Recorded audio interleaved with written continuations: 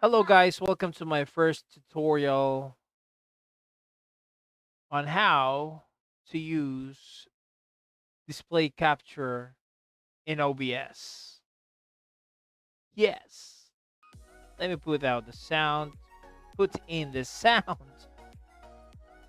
Okay, so first off, when you install your OBS and you want to see your display screen, when you first put the display capture, it will not look like this, right? So it will look like this, like a small red here, because the screen display is not compatible yet with your OBS screen. So what you're gonna do is I'm gonna put it back. One moment. Let me put it back like that. Oh, it's two. So let me just delete the first one. Yeah. So what you're gonna do is to be like this is you have to go to the window, type graphic settings, and then click. And then after that you go to desktop up. Right now you can see here, but on the beginning, on the start, you will not see this one. Okay, so go to desktop up and then browse, click browse, and then you will see this when you click browse, like this default screen. Then you click drive C, go to program files, and then after that, look for OBS Studio, OBS dash Studio.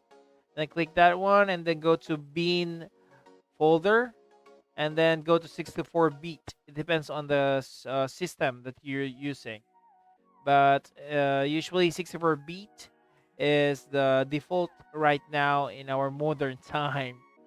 When using modern laptop, it's more on 64-bit. Okay.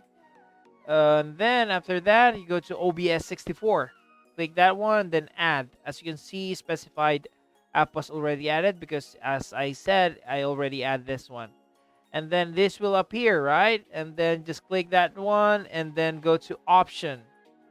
And then at the beginning of the screen, you'll see the let window decide, but you should click this power saving if you're using a small requirement graphics. Okay, but if you're using like a big graphic requirements like games or higher end graphic requirements, just click high performance so that you can record the screen on a good ratio. But for me, I'm just gonna do, yeah, that's a beautiful laptop, honey. Power saving. Yes, it's more better. And then after that, that is good. Click X and then go to plus sign over here and then display capture. But before you do that, you have to restart first your OBS. Close the OBS here and then open again. And then you have to click display capture one more time and then okay. And then now you will see this screen. Fantastic. All right, so since I have already the display capture here, over here, I don't need this one. You just need only one, okay? And then you can just start recording, right? See, and then that's it. That is so easy, right? To make sure that you can use display capture for your streaming. You can use it for your own recording like this for tutorial, or if you're teaching students, you can use that one for, for them to learn. Yeah. Yes, so that's it. If you haven't subscribed, subscribe to our channel and hit the notification bell icon so that you will be notified if we are uploading more videos like tutoring videos like this.